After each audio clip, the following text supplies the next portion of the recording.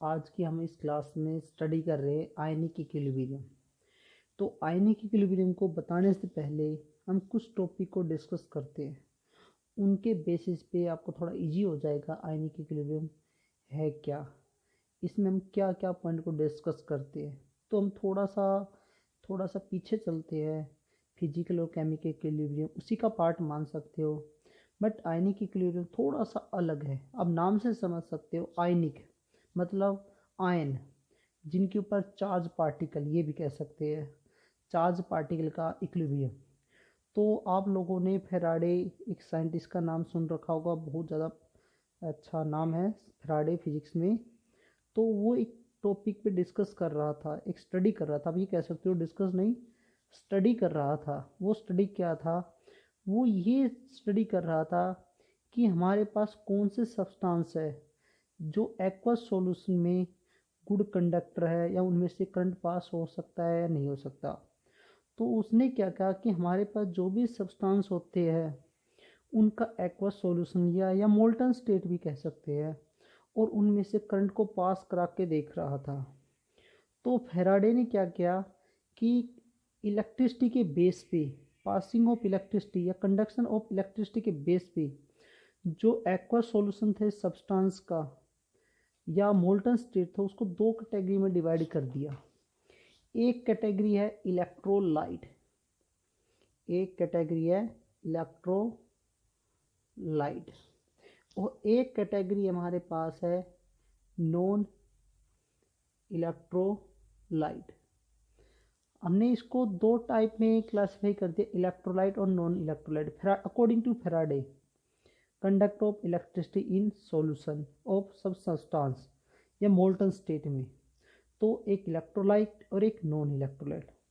तो इन्होंने कहा कि हम इलेक्ट्रोलाइट किन को मानेंगे, हम इलेक्ट्रोलाइट किसको डिफाइन करेंगे, तो हम कहेंगे those compound aqueous solution, those compound aqueous solution और molten state which conduct of electricity, which conduct of electricity is called electrolyte. तो उसने कहा कि हमारे पास एक ऐसे कंपाउंड का एक्वस सॉल्यूशन या मोल्टन स्टेट जिसमें से करंट इजीली पास हो जाए, तो उस सब्सटेंस के सॉल्यूशन को हम क्या बोलेंगे, इलेक्ट्रोलाइट। और जो सब्सटेंस का एक्वस सॉल्यूशन करंट को पास ना करे, तो उसको हम बोलते हैं नॉन इलेक्ट्रोलाइट। तो हम उसको डिफाइन करेंगे नॉन इलेक्ट्रोलाइट। तो आपको अब यहाँ पर पता चल गया कि भाई इलेक्ट्रोलाइट सब्सटेंस क्या होते हैं और नॉन इलेक्ट्रोलाइट सब्सटेंस क्या होते हैं। तो आपको इलेक्ट्रोलाइट नॉन इलेक्ट्रोलाइट के बारे में पता चल चुका है। अब एग्जाम्पल पे हम ले सकते हैं, जैसे आपने प्रीवियस क्लासेस में स्टडी कर चुके हो वैसे तो, कि भाई हमारे पास एक बिक्कर है, उस बिक्कर में हमने एक गिलास, हमने पानी वाटर फिल किया।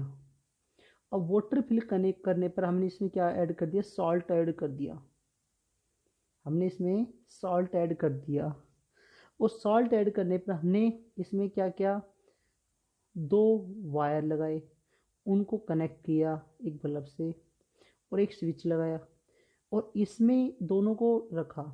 तो हम देख रहे थे भाई इसमें से जो बल्ब था या उधर कुछ भी हो, वो करंट को पास कर रहा था, करंट को पास कर रहा था। तो उसी के बेसिस पे इन्होंने डिफाइन किया इलेक्ट्रोलाइट।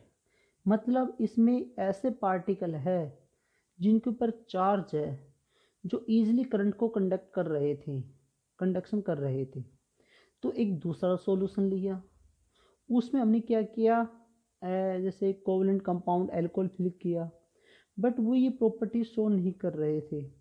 तो आप डिफाइन कर चुके हो भाई कौन सा इलेक्ट्रोलाइट और कौन सा इलेक्ट्रोलाइट नहीं है, जिनको हम बोलेंगे नॉन इलेक्ट्रोलाइट।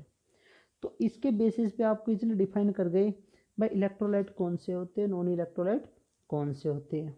तो एक ऐसा सब्सटेंस जिसमें इजीली करंट पास हो जाए उसके एक्वस सॉल्यूशन में से, तो उसको हम इलेक्ट्रोलाइट बोलेंगे, और जो ना कर सके करंट को, उसको हम बोलते हैं नॉन इलेक्ट्रोलाइट।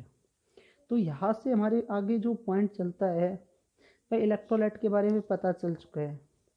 अब इसमें थोड़ा सा और ऐड करते हैं। अब आपको एक पॉइंट पता चला होगा भाई जो करंट पास होता है ना, वो दो टाइप से होता है, एक तो फ्री ऑफ इलेक्ट्रॉन के थ्रू और एक फ्री ऑफ आयन के थ्रू। तो इसमें इलेक्ट्रॉन का तो कोई रोल था नहीं, तो इसमें हमारा दूसरा रोल स्टार्ट होता है फ्री ऑफ आयन।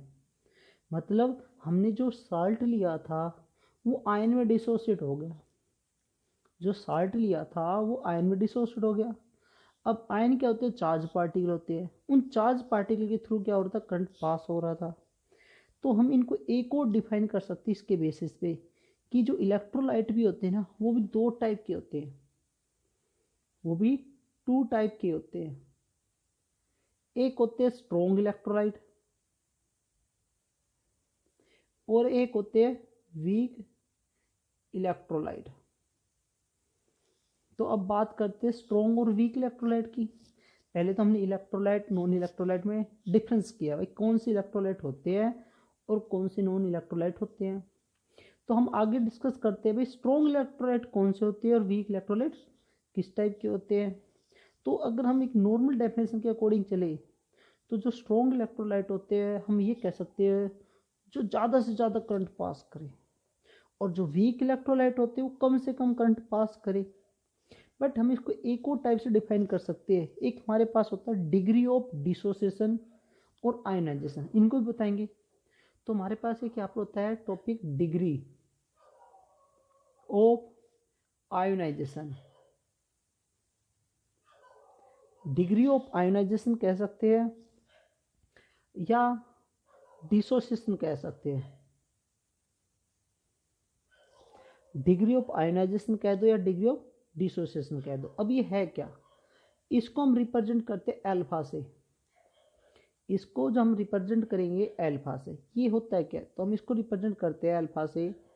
तो इसका मतलब है नंबर